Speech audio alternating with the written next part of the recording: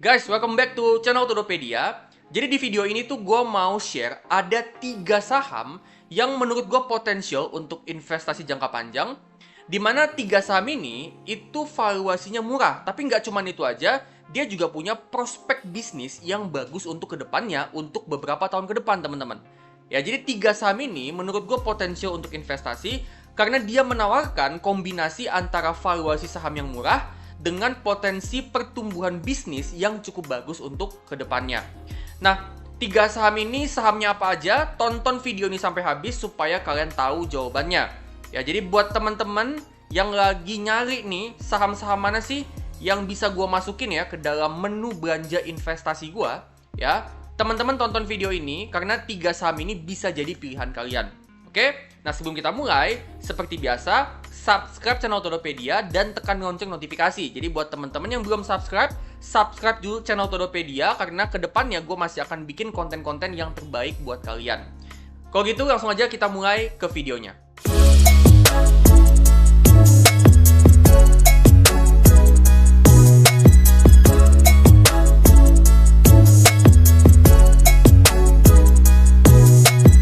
Oke teman-teman, so di sini kita bakalan bahas ya 3 saham potensial. Ya, 3 saham ini menurut gue potensial untuk investasi untuk beberapa tahun ke depan dan prospek bisnisnya ini cukup bagus untuk beberapa tahun ke depan teman-teman ya. Jadi bisa teman-teman pertimbangin untuk kalian buy untuk invest untuk beberapa tahun ke depan.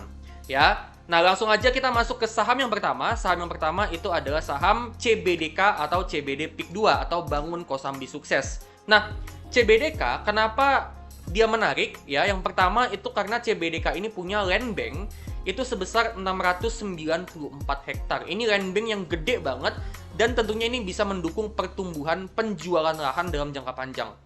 Ya, jadi dengan dia punya land bank yang gede itu mendukung pertumbuhan bisnisnya CBDK dalam jangka panjang, teman-teman ya. Dia masih punya cadangan lahan yang gede ya, dan itu artinya dia masih bisa menjual cukup banyak tanah. Itu bisa mendukung pertumbuhan bisnisnya dalam jangka panjang gitu ya. Dan kalau kita bicara tentang penjualan tanah ya, untuk kuartal pertama tahun 2026 penjualan covering tanah komersil ya itu jadi pendorong pertumbuhan utama untuk CBDK di tahun 2026 kuartal pertama. Ya, pertumbuhannya signifikan teman-teman ya, sekitaran 492% gitu ya. Jadi penjualan covering tanah komersil ini jadi growth driver utama untuk CBDK. Nah, tapi selain dari penjualan penjualan tanah ya, selain dari itu, CBDK ini juga punya aset properti Nice Peak 2 dan juga Hotel Hilton Peak 2 yang mana itu memberikan potensi recurring income atau pendapatan berulang untuk CBDK.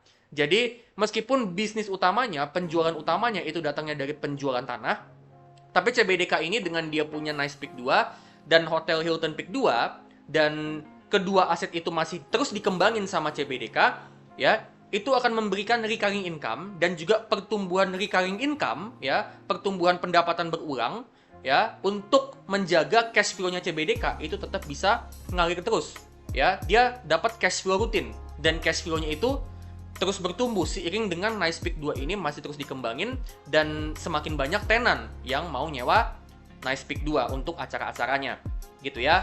Jadi dia punya pendapatan itu datangnya dari penjualan tanah, itu masih yang utama, tapi dia juga dapat recurring income dari Nice Peak 2 dan Hotel Hilton untuk bisa menjaga cash flow-nya tetap mengalir. Kalau misalnya dia dapat cash flow terus ya, dapat cash flow rutin, cash flow-nya terus-menerus mengalir dari recurring income-nya ya, itu mempermudah CBDK untuk dia bisa ngembangin bisnis terus-terusan, teman-teman. Ya, dengan dia dapat cash flow rutin itu mempermudah CBDK untuk terus-menerus ngembangin bisnisnya. Ya, dan secara kondisi keuangan, balance sheet CBDK ini cukup bagus teman-teman ya, dimana dia punya aset lancar itu 10,7 triliun, itu lebih besar daripada total semua liabilitasnya, sekitaran 9,9 triliun. Dan CBDK ini punya posisi kas itu jumbo ya teman-teman ya, sekitaran 2,7 triliun, dimana dengan dia punya uang kas jumbo, itu menurut gue bisa mendukung ekspansi bisnis dan aksi korporasi untuk kedepannya. Gitu ya, jadi dia punya kondisi balance sheet dan juga cash flow yang mendukung untuk kedepannya CBDK terus-menerus ekspansi bisnis dan ngelakuin aksi korporasi. Nah, tapi tentu CBDK ada potensi resiko teman-teman ya. Tetap ketika kita investasi di saham apapun, sebagus apapun prospeknya pasti ada resiko. Nah, untuk CBDK ini resikonya itu yang pertama itu adalah sahamnya itu free float-nya kecil, teman-teman. Jadi ketika nanti ada aturan free float minimal 15%, itu bisa ngebuat terjadi outflow, teman-teman. Dan itu bisa ngebuat harga sahamnya menurun. Berpotensi ngebuat harga sahamnya menurun kalau outflow-nya itu gede dan nggak banyak yang nampung. Gitu ya. Itu yang pertama, free float-nya kecil. Ya, jadi dengan free float-nya kecil, gue ngelihat masih ada potensi downside untuk jangka pendek sampai jangka menengah. Ya, yang kedua itu dividennya kecil banget, bahkan bisa dibilang hampir nggak ada dividen karena memang emitennya itu masih fokus untuk ngembangin bisnis, masih fokus untuk ekspansi bisnis. Ya, dia masih ngembangin aset propertinya dia. Ya, jadi dividennya kecil, teman-teman ya. Artinya investor itu nggak punya, tanda kutip, nggak punya safety net ketika harga sahamnya turun signifikan. Ya, dividen itu kan bisa dibilang kayak semacam safety net ketika harga saham turun, kita tetap bisa dapat dividen. Nah, tapi dengan dividennya sangat kecil, ya, jadi investor itu jadinya hanya bisa bergantung ke capital gain-nya aja untuk CBDK. Gitu ya. Dan tentunya sebagai emiten di sektor properti, ya, emiten properti ini akan terdampak negatif kalau ada perlambatan ekonomi dan kenaikan suku bunga, teman-teman ya. Jadi ketika ekonomi melambat, teman-teman harus waspada sama bisnis properti terutama CBDK. Gitu ya. Nah, harga wajar CBDK itu ada di kisaran 6.550 sampai sekitaran 7.000-an. Yaitu itu kisaran fair value-nya. Ya, range fair value-nya itu di kisaran 6.550 sampai di sekitaran 7.000-an maksimal. Ya, jadi kalau teman-teman pengen beli saham CBDK di harga 4.600-an, ini menurut gua bagus banget untuk buy untuk jangka panjang, ya. Maksimum harga belinya itu adalah di 5.800 supaya teman-teman bisa dapat margin of safety. Ya, harga wajarnya di 6.550, maksimum harga belinya di 5.800 supaya teman-teman dapat margin of safety. Ya, di harga 4.600 menurut gua dia punya potensi upside yang gede untuk jangka panjang, ya, tapi dalam jangka pendek, jangka menengah, ya, teman-teman mesti waspada, bisa jadi masih akan ada outflow karena free float-nya ini kecil. Gitu ya, dan bisa aja terjadi outflow dalam jangka pendek karena jangka pendek itu, dalam jangka pendek harga saham itu tergantung dari supply and demand-nya. Gitu ya, dalam jangka panjang memang pertumbuhan bisnis bisa mendorong, tapi dalam jangka pendek enggak. Dalam jangka pendek murni supply and demand. Gitu ya. Oke, kita masuk ke saham yang kedua. Setelah dari CBDK, kita masuk ke saham TLDN atau Teladan Prima Agro. Ya, ini adalah perusahaan sawit CPO, teman-teman ya. Nah, TLDN ini menurut gue prospeknya cukup bagus, di mana dengan adanya program biodiesel B50 yang nanti akan diterapkan mulai bulan Juli tahun 2026, itu bisa meningkatkan permintaan untuk CPO dan juga mendorong pertumbuhan penjualan, teman-teman ya. Jadi itu berpotensi mendorong permintaan untuk CPO dan tentunya itu nguntungin untuk si TLDN. Ya, itu yang pertama. Yang kedua, dengan rupiah ini belakangan melemah terus ya teman-teman ya, terhadap ringgit Malaysia, terhadap USD. Nah, sebenarnya dengan rupiah itu melemah, itu bisa meningkatkan harga jual CPO dalam rupiah, ya. Dan itu meningkatkan revenue teman-teman dan juga profit margin. Ya, jadi dengan rupiah itu melemah ya, harga jual CPO ya dalam rupiah itu meningkat teman-teman. Jadi kalau ada perusahaan yang mau beli CPO dalam USD ya, dia beli nih CPO dalam USD ya, dia beli ke TLDN, nanti dari USD ketika dikonvert ke rupiah, itu kan dalam rupiahnya itu kan uangnya jadinya lebih besar. Jadi TLDN dapat revenue lebih besar dan itu meningkatkan profit margin karena dia bisa dapat revenue lebih besar itu hanya dari kursnya aja, dari selisih nilai tukarnya antara rupiah sama dolar gitu kan. Jadi itu nggak membutuhkan tambahan biaya produksi, jadi profit marginnya pun bisa naik teman-teman ya. Revenue-nya bertambah tapi pengeluarannya nggak bertambah, jadi profit marginnya itu naik gitu ya.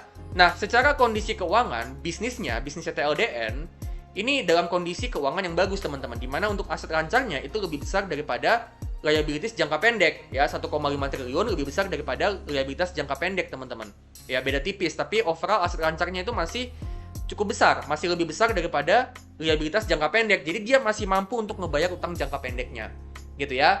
Dan secara cash flow ya, operating cash flow dan free cash flow-nya si TLDN ini bertumbuh teman-teman dari beberapa tahun terakhir gitu ya, yang mana dengan dia bertumbuh dan positif juga, itu memungkinkan emiten ya, memungkinkan TLDN untuk ngelakuin aksi korporasi, entah itu dividen, entah itu buyback, atau dia akuisisi perusahaan ya, atau dia ngelakuin aksi korporasi yang lain gitu ya, yang bisa menguntungkan investor, itu bisa teman-teman. Jadi dengan aset lancarnya gede, lebih besar daripada liabilitas jangka pendek, ditambah dengan cash flow-nya positif dan juga bertumbuh, ya, itu kondisi keuangan yang cukup sehat, yang memungkinkan emiten itu untuk kedepannya dia ngelakuin aksi korporasi kayak dividen, buyback, atau akuisisi perusahaan.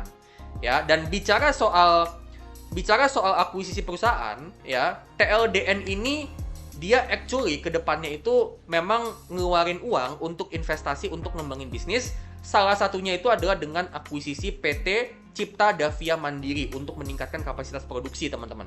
Ya, jadi TLDN ini baru aja ngelakuin akuisisi PT Cipta Davia Mandiri supaya bisa ningkatin kapasitas produksi sawitnya. Gitu ya. Jadi dia masih terus ngembangin bisnis, teman-teman. Nah, selain itu TLDN juga ekspansi bisnis ke bisnis pembangkit listrik tenaga biogas dengan menggunakan limbah sawit. Jadi TLDN ini juga ekspansi bisnis ke renewable energy, teman-teman. Gitu ya. Jadi dia bukan cuman bisnis CPO atau sawit, tapi dia juga ekspansi ke bisnis renewable energy, pembangkit listrik tenaga biogas, ya. Dan TLDN juga lagi ngembangin pabrik baru, dia ngebangun pabrik baru, pabrik pengolahan inti sawit untuk memperbesar kapasitas produksi, ya. Jadi TLDN ini masih terus ngembangin bisnisnya, ya. Jadi kalau tadi kita bicara tentang cash flow-nya bertumbuh, memungkinkan emiten untuk ngelakuin aksi korporasi, TLDN ini dia aksi korporasi, dia ngelakuin apa? Akuisisi, dan juga dia masih terus ngembangin bisnis. Ditambah TLDN ini juga dividennya juga cukup menarik, teman-teman, ya. Nah, tapi tentunya ada resiko, ya. Tetap ada resiko, yang mana dengan adanya penerapan bea keluar, itu menggerus profit margin TLDN, teman-teman, ya. Dan juga untuk TLDN ini sebagai bisnis sawit, ini akan terdampak sama kondisi cuaca yang ekstrim, contohnya kayak El Nino dan La Nina, ya. Teman-teman mesti perhatiin itu ya, kondisi cuaca ekstrim, itu bisa menghambat produksi dan penjualan CPO. Ya, jadi teman-teman mesti perhatiin ini ya, resikonya ya. Dengan adanya bea keluar, gitu ya, dan juga ada pungutan ekspor, itu bisa menggerus profit marginnya TLDN. Gitu. Jadi teman-teman perhatiin baik-baik resikonya ya. Jadi sebelum kalian beli, kalian pertimbangin juga potensi resiko investasi di saham TLDN. Ya. Kondisi cuaca ekstrim juga bisa berpotensi menghambat produksinya TLDN dan juga menghambat penjualan untuk CPO-nya. Ya. Dan yang gue tahu TLDN ini juga secara free float dia kecil, teman-teman ya. Jadi itu juga teman-teman mesti pertimbangin ya. Dengan TLDN ini free float-nya kecil, itu bisa jadi potensi resiko tambahan juga. Gitu ya. Nah, fair value-nya teman-teman untuk TLDN, fair value-nya itu menurut hitungan gue pribadi ya, dengan metode discounted cash flow, itu ada di 705 ya, sekitaran 700-an. Jadi, kalau teman-teman pengen beli di harga 700-an, ya silakan aja sebenarnya. Tapi kalau menurut gua maksimum harga belinya untuk TLDN itu di sekitaran 630. Ya, supaya teman-teman dapat margin of safety. Jadi TLDN di harga sekitaran 615, ya. Ini masih cukup menarik. Harga belinya itu kalau menurut gua maksimum di 630. Supaya teman-teman dapat extra margin of safety. Gitu ya. Jadi kalau misalnya suatu saat nih ternyata ada situasi yang nggak terduga terjadi sama TLDN dan itu negatif, ya, seenggaknya kita ada safety net gitu ya, ada safety margin, ada margin of safety untuk kita bisa ngurangin resiko gitu ya teman-teman ya. Jadi untuk TLDN seperti itu teman-teman ya, potensinya bagus menurut gua untuk kedepannya, prospek bisnisnya bagus. Di tahun 2026 ini gua ngeliat prospek bisnisnya bagus ya, tapi teman-teman juga mesti pertimbangin potensi resikonya. Dan sebelum kita lanjut videonya, jangan lupa untuk subscribe channel Todopedia dan tekan lonceng notifikasi supaya teman-teman terus up to date sama channel Todopedia.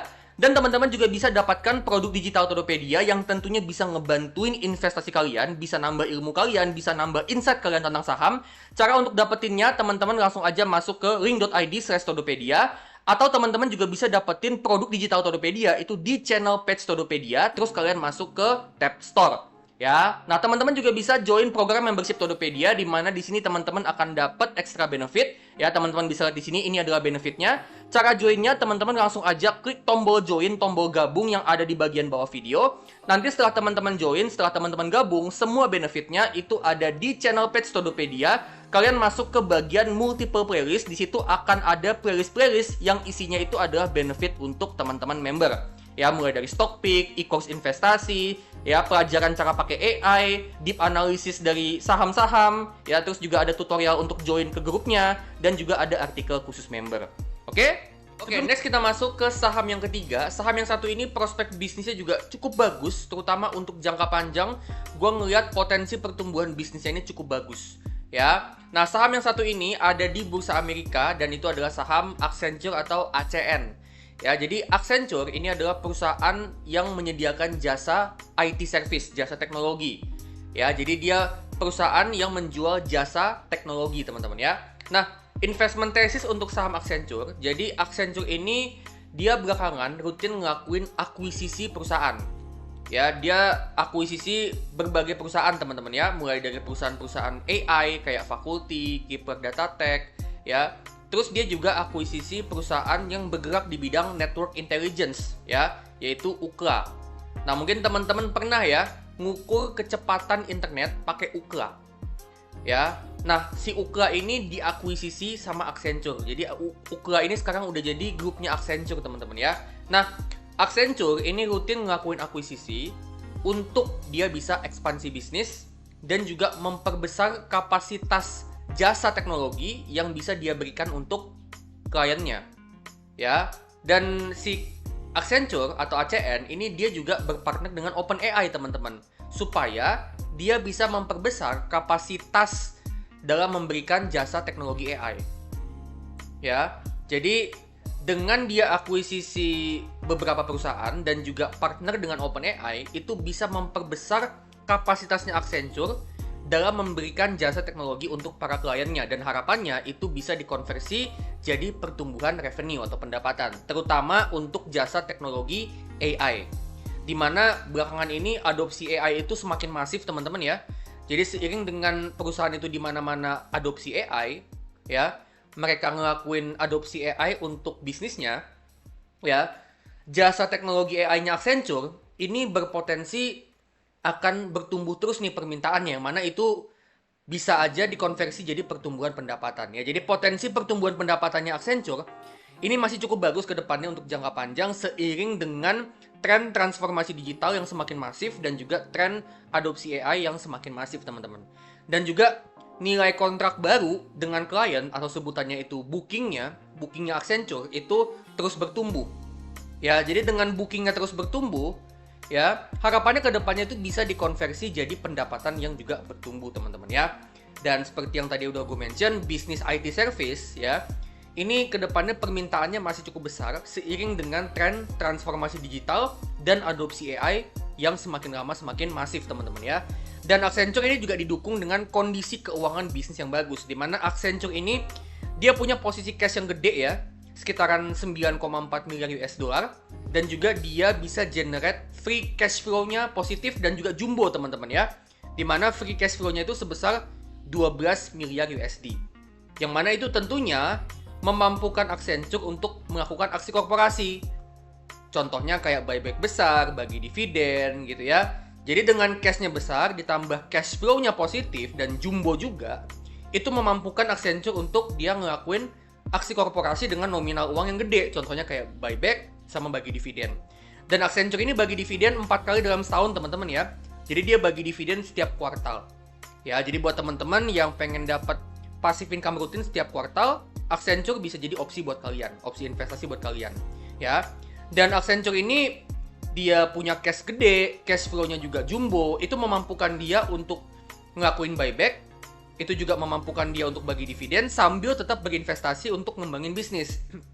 Jadi dia punya kondisi keuangan yang bagus banget yang bisa mendukung dia untuk buyback, bagi dividen, sekaligus juga tetap dia bisa investasi untuk pengembangan bisnis. Gitu ya. Jadi gue ngeliat potensi pertumbuhan Accenture ini bagus ke depannya, terutama untuk jangka panjang. Ya, bisnisnya, prospeknya cukup bagus, ditambah kondisi keuangan bisnisnya juga cukup bagus untuk mendukung pertumbuhan bisnis dan juga mendukung untuk Accenture bisa memberikan return yang gede untuk para pemegang saham, gitu ya. Nah, tapi tentunya tetap aja ada resiko, teman-teman ya, di mana resiko investasi di saham Accenture itu adalah growth dari bisnisnya Accenture, growth dari bookingnya, growth dari pendapatannya itu belakangan mengalami perlambatan, ya. Kalau pertumbuhan bisnisnya mengalami perlambatan, itu bisa ngebuat market itu memvaluasi sahamnya di valuasi price to earnings yang lebih rendah. Gitu ya. Jadi kalau Accenture ini beberapa tahun terakhir itu valuasi PE-nya tuh ada di sekitaran 20-25 kali. Kalau pertumbuhan bisnisnya melambat, ya bisa jadi pasar itu akan memvaluasi saham Accenture ke depannya itu di valuasi price to earnings yang lebih rendah. Bisa aja yang tadinya di sekitaran 20 kali ya, tapi dengan growth-nya melambat bisa aja ke depannya cuman di kisaran 15 kali atau 16 kali atau 17 kali, di sekitaran segitu atau bahkan bisa lebih rendah. Ya, jadi ini adalah potensi resiko yang teman-teman mesti juga pertimbangin. Ya, dengan growth-nya itu melambat itu bisa ngebuat pasar itu memvaluasi sahamnya di valuasi PE yang lebih rendah. Gitu ya. Nah, secara harga wajar saham Accenture itu ada di fair value-nya itu ada di 250. Ya, jadi dengan metode discounted cash flow, gue hitung harga wajarnya si Accenture itu ada di kisaran 250. Ya, kalau teman-teman mau beli sahamnya, itu maksimum harga belinya menurut gue, ya, itu adalah di 225. Ya, jadi margin of safety 10%. Ya, jadi menurut gue nih kalau mau beli saham Accenture untuk jangka panjang, maksimum harga belinya di 225 supaya dapat margin of safety sekitaran 10%. Ya, jadi saham Accenture sekarang itu ada di harga 180-an. Itu menurut gue masih sangat undervalue dan masih cukup jauh dari harga wajarnya. Jadi menurut gue ini potensial banget untuk kita bisa buy and hold untuk jangka panjang, di mana bisnisnya ini prospeknya bagus, potensi pertumbuhan bisnisnya itu cukup bagus, didukung juga dengan kondisi keuangannya yang bagus, dengan cashnya gede, cash flow-nya positif, ya. Dan Accenture ini masih di bawah harga wajarnya gitu ya. Jadi menurut gua Accenture ini bisa jadi saham bursa Amerika yang punya potensi keuntungan jangka panjang yang gede. Nah, pertanyaannya sekarang adalah gimana sih caranya kita bisa investasi di saham-saham yang ada di bursa Amerika? Nah, caranya itu adalah dengan menggunakan beberapa aplikasi. Contohnya itu adalah GoTrade Indonesia, Peluang, dan juga Ajaib Alpha. Ya, teman-teman bisa pakai salah satu dari 3 aplikasi ini untuk teman-teman bisa investasi di saham-saham yang ada di bursa Amerika. Ya, untuk GoTrade itu teman-teman bisa invest di saham-saham yang ada di bursa Amerika, pilihannya cukup banyak. Di Peluang sama Ajaib Alpha itu teman-teman bisa investasi di saham Indonesia sekaligus saham Amerika. Gitu ya. Nah, buat teman-teman yang mau registrasi di GoTrade atau Peluang atau Ajaib Alpha, teman-teman bisa pakai kode referral gua yang ini. Oke, teman-teman catat, dan nanti teman-teman ketika registrasi, teman-teman bisa pakai kode referral ini. Oke, so sekian dulu ya 3 saham potensial untuk investasi di mana valuasinya murah dan prospek bisnisnya bagus. Nah, buat teman-teman yang suka sama video ini, teman-teman bisa klik like, bagiin video ini ke teman-teman kalian, dan kalian juga bisa scan QR yang ada di bagian bawah nih, ya, untuk kasih support ke Todopedia supaya kedepannya gue makin semangat untuk bikin konten-konten yang menarik untuk kalian dan bisa nambah insight kalian. Disclaimer ya, ini bukan ajakan untuk jual beli saham, jadi keputusan investasi itu 100% ada di tangan kalian masing-masing dan tetap do your own research. Oke, kalau gitu gue pamit dulu dan sampai ketemu di video selanjutnya.